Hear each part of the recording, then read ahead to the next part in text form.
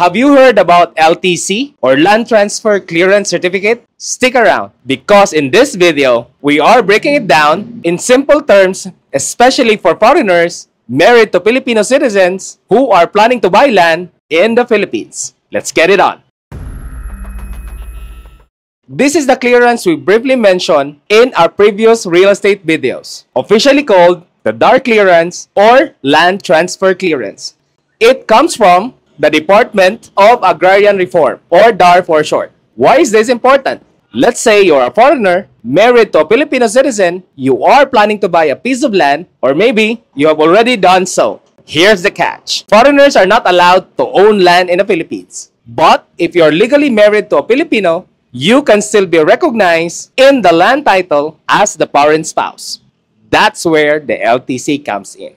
So what exactly is the LTC certificate? The land transfer clearance is important if the land you're buying is classified as agricultural land. Yes, you heard it right. Agricultural land comes with specific rules and requirements under Philippine agrarian laws. You'll need to ensure that the land qualifies for transfer and it's eligible for titling under your Filipino spouse's name. Here's what you should do before you even sign the deed of sale. Check the classification of the land. Is it truly agricultural? Or maybe it's already reclassified to residential or commercial. Visit the DAR office in the area. B will help you determine if the land can be cleared for transfer. Coordinate with the provincial and municipal assessors' offices for both the buyer and seller side.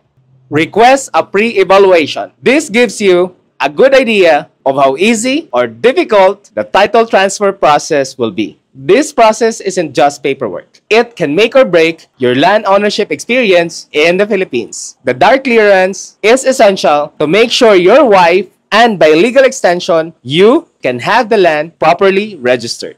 Don't overlook this clearance. It could save you months or even years of delays and protect you from potentially invalid transactions. Did you find this helpful? Have you gone through the LTC process yourself? Drop your experience in the comments below. This is JRC, your every foreigner's guide for visas and real estate in the Philippines. And I'll be seeing you on our next Real Estate Friday videos.